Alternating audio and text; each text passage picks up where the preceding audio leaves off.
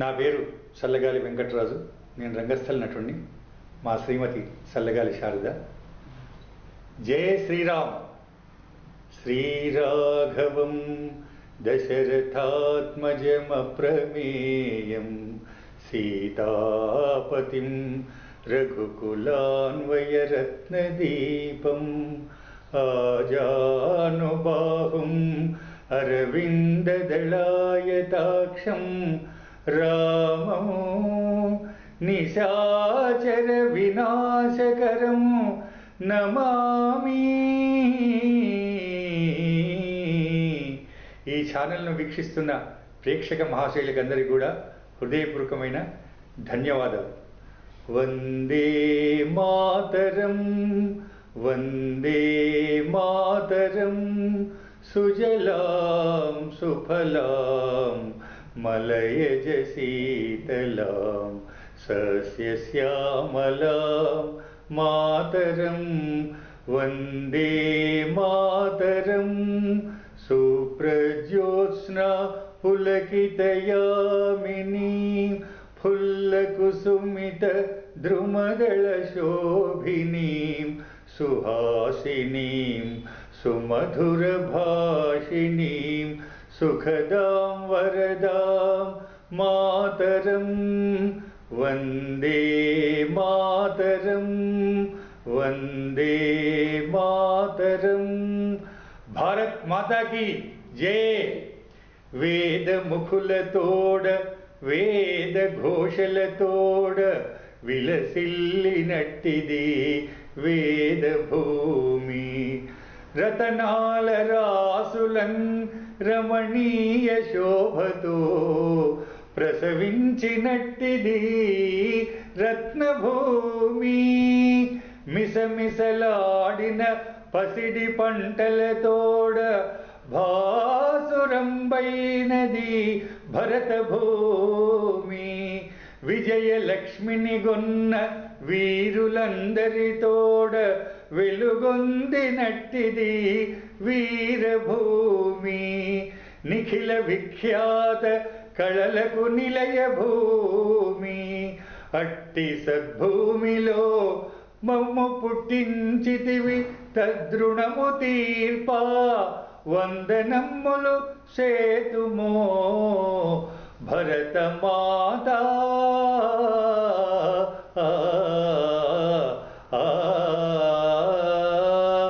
భారత్ మాతాకి జై. సోదర సోదరీమణులకు విజ్ఞప్తి. మనం ఏ జన్మలో ఏ పుణ్యం చేసినామో భారతీయులమై పుట్టినాము, హైందవ మతంలో పుట్టినాము.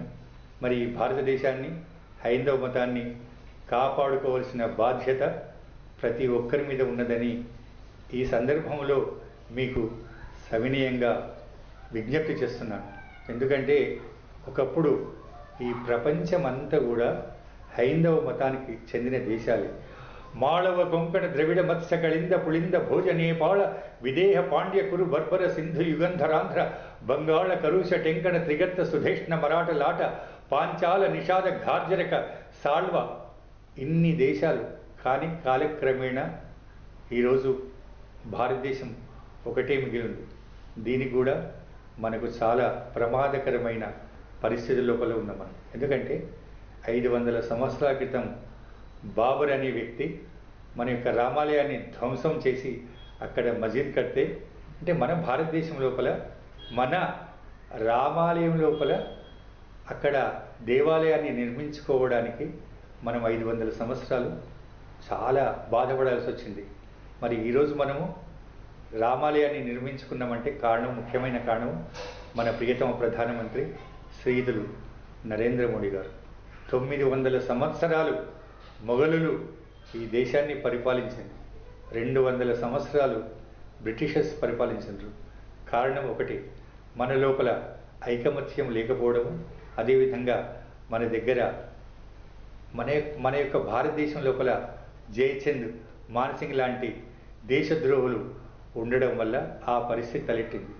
ఒక విధంగా మీరు గమనిస్తే ఒక గజని, ఒక ఘోరి లాంటి వాళ్ళు భారతదేశం మీద దండెత్తి మన దేవాలయాలను ధ్వంసం చేసి ఇక్కడ మన వాళ్ళని అందరినీ కూడా మత పరివర్తన చేసి దేశానికి ఎంత తీరని ద్రోహం చేసిందంటే ఆ రోజుల లోపల ఇంకొకవేళ మన లోపల ఐకమత్యం ఉంటే ఈ పరిస్థితి ఉత్పన్నం అయ్యేది కాదు. ఏది ఏమైనా కూడా ఈరోజు మనందరి లోపల ఐకమత్యం రావాలి, కావాలి. లేకపోతే పాకిస్తాన్, బంగ్లాదేశ్, ఆఫ్ఘనిస్తాన్ ఇవన్నీ కూడా మన చేజారిపోయిన విషయము మీకు అందరికీ తెలిసిన విషయమే. ఈరోజు మన అదృష్టవశాత్తు మనం ఛత్రపతి శివాజీని చూడలేదు, స్వామి వివేకానందంని చూడలేదు, సర్దార్ వల్లభాయ్ పటేల్ గారిని చూడలేదు, నేతాజీ సుభాష్ చంద్రబోస్ గారిని చూడలేదు.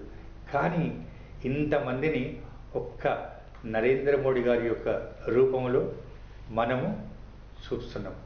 కాబట్టి ఈరోజు శ్రీ మహావిష్ణువు దశావతారాలు ఎత్తుతాడని మనకు తెలుసు. ఇప్పటికీ 9 అవతారాలు అయిపోయినాయి. ఒక అవతారం మిగిలింది, కల్కి అవతారం.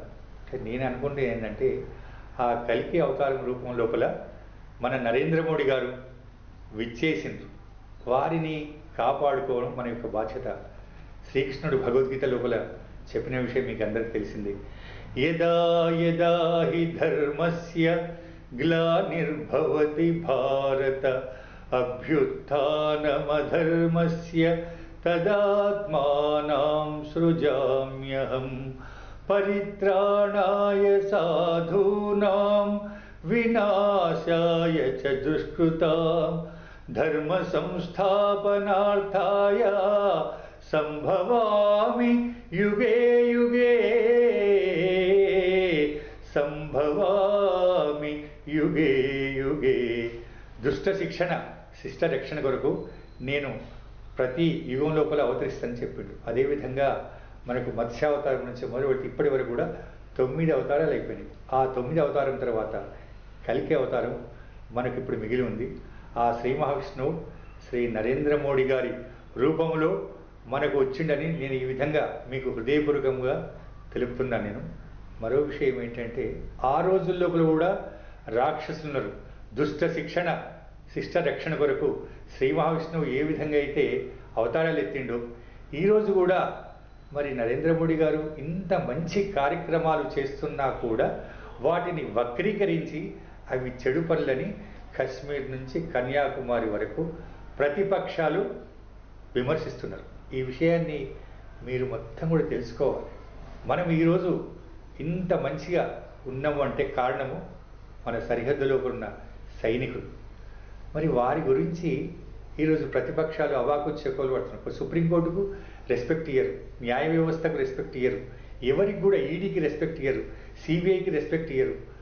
మరి అటువంటి దుర్మార్గులను మనము ఏం చేయాలనో మీరే ఆలోచించాలి. ఒకటే ఒక విషయం, దేశభక్తులందరూ కూడా బీజేపీని బలపరచాలి. మరి దేశద్రోహులు ఎవరిని బలపరుస్తారో మీకు తెలుసు. మన కర్ణాటక లోపల, తెలంగాణ లోపల కాంగ్రెస్ పార్టీ వచ్చిందంటే దానికి కారణం ఒకటే. మన దేశభక్తులు ఏం చేసిండ్రంటే పోలింగ్ డేను హాలిడేగా ఎంజాయ్ చేసిండ్రు. అదేవిధంగా దేశద్రోహులు అంటే ఎవరు? భారతదేశంలో ఉండి ఈ దేశం యొక్క గాలి పీలుస్తూ ఇక్కడ తిండి తింటూ పాకిస్తాన్ పాట పాడి ఈ భారతదేశాన్ని మతతత్వ రాజ్యంగా చెయ్యాలని దేశద్రోహులు, హిందూ విరోధులు ఓట్లు విపరీతంగా వేశారు. కనీసం ఇప్పుడు మనకు గొప్ప ప్రమాదం ముంచుకొస్తుంది. మీరందరూ కూడా ఈ విషయం లోపల చైతన్యాన్ని పొంది పార్లమెంటుకు జరిగే ఎన్నికల లోపల ఏకపక్షంగా మీరు నరేంద్ర మోడీ గారి నాయకత్వాన్ని, బీజేపీని బలపరచాలి. బీజేపీ క్యాండిడేట్ ఎవరు అని కాదు, ఈ యొక్క భారతీయ సంస్కృతిని కాపాడడానికి, భారతదేశం యొక్క అభ్యున్నతి ప్రపంచానికి తెలియజేయడానికి ఎట్టి పరిస్థితుల లోపల మనము బీజేపీ క్యాండిడేట్స్ను గెలిపించుకోవాల్సిన చారిత్రక అవసరం ఎంతైనా ఉన్నదని ఈ సందర్భంగా మీకందరికీ కూడా వినయపూర్వకంగా నేను కోరుతున్నాను. సర్దార్ వల్లభాయ్ పటేల్ గారు లేకపోతే మనము ఈరోజు తెలంగాణ రాష్ట్రంలో హైదరాబాద్లో ఉండేవాళ్ళం కాదు. మీకు తెలుసు, భారతదేశం లోపల సుమారు 500 సంస్థానాలను భారతదేశంలో కలిపిన మహానుభావుడు సర్దార్ వల్లభాయ్ పటేల్ గారు. మరి రజాకర్లు, నిజాం, హాసిం రజ్వీ మన వాళ్ళ పట్ల తెలంగాణ సాయుధ పోరాట వీరులను ఎంత ఘోరంగా చంపిందండి. ఆడవాళ్లను వివస్త్రను చేసి నగ్నంగా బతుకమ్మ ఆడించారు. మరి అటువంటి నిజాం, అటువంటి రజాకర్లు, అటువంటి హాసిం రజ్వీలు మంచివాళ్ళు అనే వాళ్లకు ఏ విధమైన సమాధానం చెప్పాలి? ఓటుతోటి సమాధానం చెప్పాలి. మరో విషయం, ఈ సందర్భంగా నేను కశ్మీర్ ఫైల్స్ తీసిన వివేక్ అగ్నిహోత్రి గారికి, అదేవిధంగా రజాకర్ సినిమా తీసిన గూడూరు నారాయణ రెడ్డి గారికి నేను హృదయపూర్వకంగా తలవంచి నమస్కరిస్తున్నాను. ఎందుకంటే కశ్మీర్ ఫైల్స్ను ప్రతి ఒక్కరు కూడా చూడాలి, రజాకర్ సినిమాను ప్రతి ఒక్కరు చూడాలి. ఆ సినిమా లోపల చూపించింది ఆవగింజంతా, అక్కడ జరిగిన అకృత్యాలు కొండంత.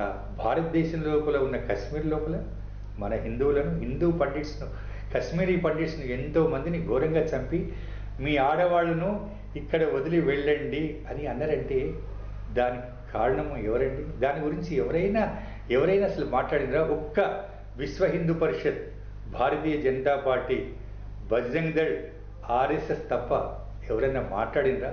దయచేసి ఈ విషయాన్ని మీరు చాలా చాలా సీరియస్గా తీసుకొని ఆలోచించి మన గురించి మాట్లాడేది ఒక్క భారతీయ జనతా పార్టీ మాత్రమే.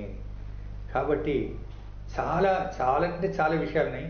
ఈ యొక్క విషయాల గురించి రాష్ట్రం లోపల ప్రతి ఇంట్లోపల కూడా చర్చ జరగాలి. తద్వారా ఈ యొక్క విషయాలన్నీ కూడా మన రాబోయే తరాల వాళ్ళకు, మనం మన గురించి జీవిస్తున్నాం కరెక్టే, కానీ రాబోయే తరాల వారి పరిస్థితి ఏమిటి? 100 సంవత్సరాల తర్వాత మనం ఉండము. ఒకప్పుడు హెగ్డేవార్ గారు, బాల్ గంగాధర్ తిలక్ గారు, శ్యామా ప్రసాద్ ముఖర్జీ గారు, దీన్ దయాళ్ ఉపాధ్యాయ గారు, సర్దార్ వల్లభాయ్ పటేల్ గారు, ఎందరో మహానుభావులు మన సంస్కృతిని ప్రజలకందరికీ కూడా తెలియజెప్పారు.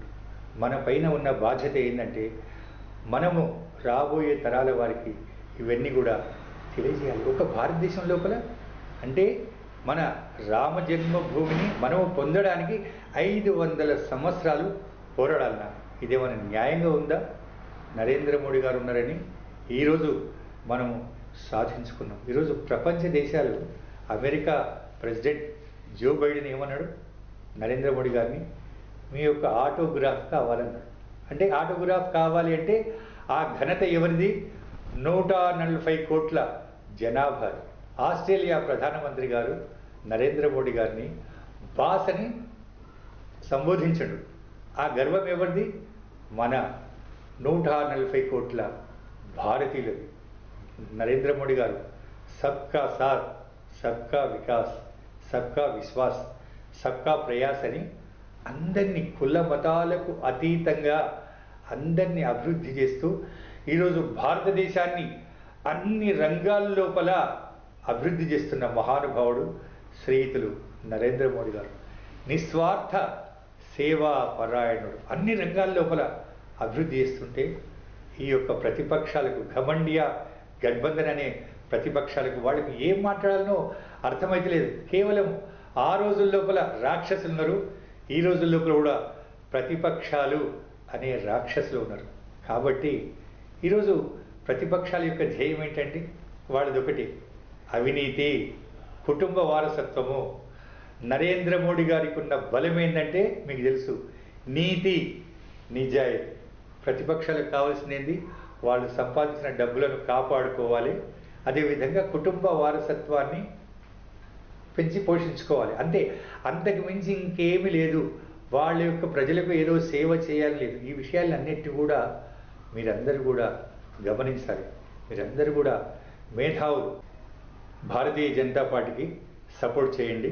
ఈ ఛానల్ని వీక్షిస్తున్న ప్రేక్షక మహాశయులకందరికీ కూడా నా యొక్క హృదయపూర్వకమైన ధన్యవాదాలు, అభినందనలు. మీకు ఒకవేళ నా మాటలు నచ్చితే మీరు లైక్ చేయండి, 10 మందికి షేర్ చేయండి, సబ్స్క్రైబ్ చేయాల్సిందిగా మిమ్మల్ని హృదయపూర్వకంగా కోరుతున్నాను నేను.